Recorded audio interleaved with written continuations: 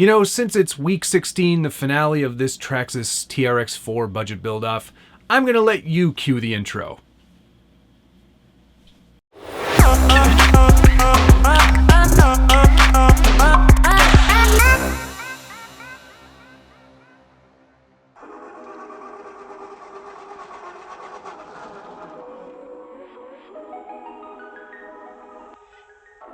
Welcome back to the Scale Builders Guild. Thanks again for watching. It's episode 16 of the Traxxas TRX-4 Sport Kit budget build-off, and this is the finale. We are done. I am finished with this truck for now. And it's been a very interesting and rewarding challenge along the way. And I hope that it's given you some inspiration for what you could do with your TRX-4. Josh and I kind of waffled back and forth about what we were going to do in this episode. Considering there is no budget, there's no money to be spent, the truck is essentially done. I went out and shot a whole bunch of running footage, and I'm going to intersperse that throughout this video so you get a chance to see it performing in a different environment than I usually go to. This one's a bit further from the house, so it requires a bit more effort and a bit more planning, but it is an excellent location. I shot my Vanquish VS410 Pro video there, and there are some really nice rocks and some really interesting challenges there that definitely can put a truck through its paces. So continue to enjoy that as we're watching through this. And yeah, I had a really amazing time actually driving this truck again in that environment. I think it does very, very well, all things considered.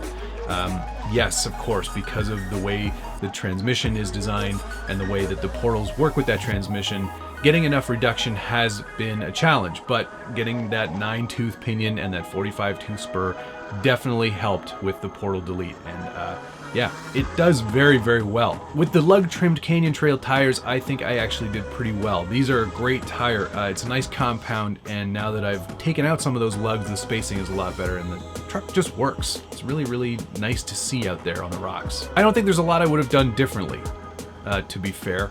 I'm pretty happy with the performance I got out of it, and despite the fact that I probably annoyed a lot of people by deleting the portals, there's one thing I wanted to address about all of that. Just because I deleted the portals on this build doesn't mean I don't like portals. I think there's definitely merit in them, and don't think that I don't think that.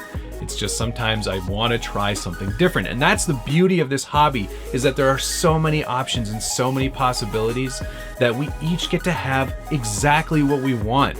I think we're in a golden age for tiny trucks right now, and it's amazing the sheer volume of options that are out there. Don't forget about the one most important factor in this hobby, and that's to have fun. And I can definitely say that I did that with this truck.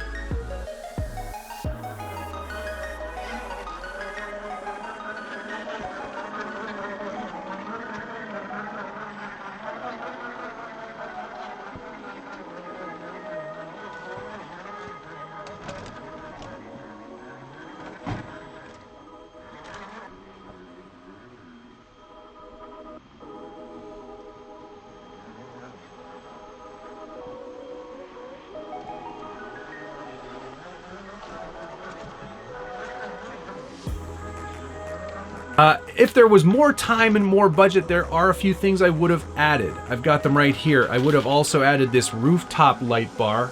This is a, what's the part number here? 8087, and this is the LED light bar for roof lights.